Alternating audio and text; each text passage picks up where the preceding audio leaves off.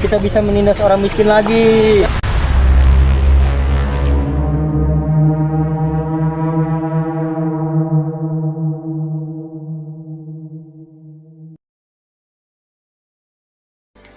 Cerita si Pitung berasal dari tanah Betawi pada abad ke-18, tepatnya pada tahun 1800 Masehi.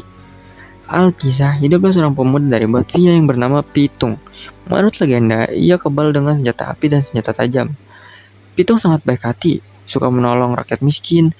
Karena kesaktiannya itu, ia sering merampok harta benda milik company dan saudagar kaya. Pada suatu hari, Pitung menemui temannya yang bernama Udin. Udin dikenal sebagai tukang cukur. Lalu Pitung meminta bantuan Udin agar memotongkan Potongin rambutnya. rambut gua ya. Oke, Tung, bentar ya. Oke.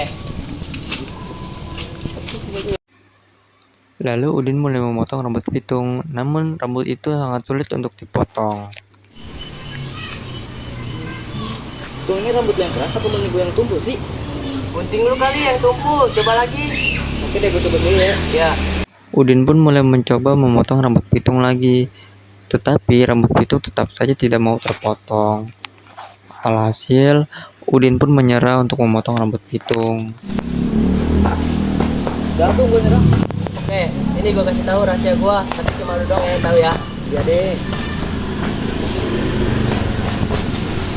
Pitung pun melepaskan jimatnya dan akhirnya rambutnya bisa terpotong.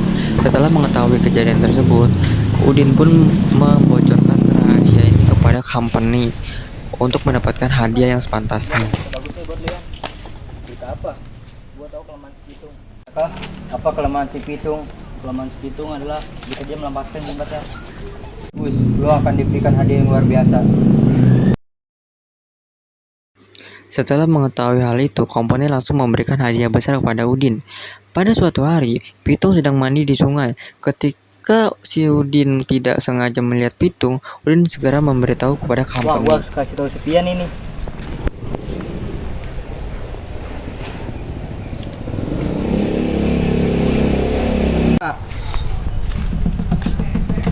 Dan itu lagi mandi dan ngelapas jimat tadi kali. Benar kah? Iya. Baiklah, gua akan mengirim 2 anak buah gua untuk membunuh Pitung di kali. Setelah itu, company mengutus 2 anak buahnya untuk menemui Pitung di sungai. Hei Pitung. Siapa lu? Kita penjahat yang akan membunuh lu. Oke.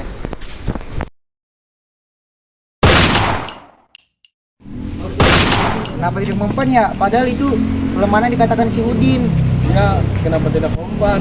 Aduh, udah kita lapor ke si bos aja yuk. Ayo. Lapor bos. Lapor apa? Laporan tentang kematian Pitung sebaiknya tidak usah. Pitung tidak mati bos. Apa? Beraninya Udin membohongi kita. Cepat cari Udin dan lemparkan dia ke penjara. Siap bos. Kedua company itu mencari Udin dan akhirnya company itu menemukan Udin. Lu bohong tentang kelemahan si Pitung. Masa?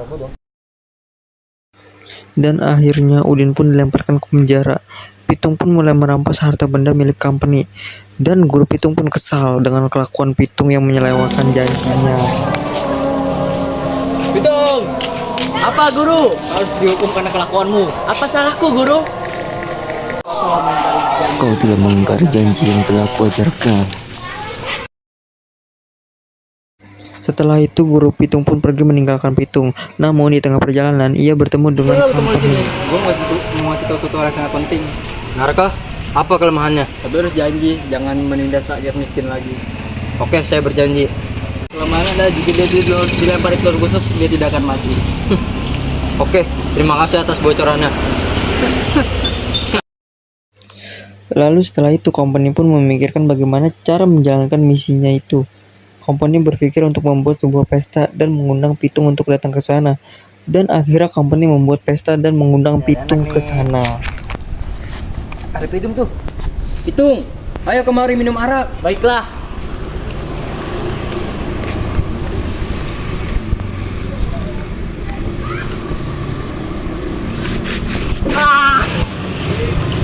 Telur terbuka mana? Setelah Pitung pingsan, company pun membuka jimatnya lalu melemparnya dengan telur busuk.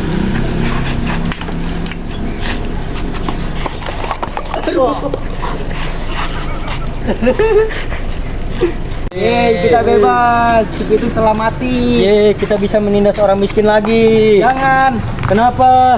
Kita telah berjanji kepada Guru Pitung agar tidak menindas orang miskin lagi. Oh iya, Oh tadi iya. kita dibuang aja. Kita Pada akhirnya tidak ada penindasan dari company dan para saudagar kaya.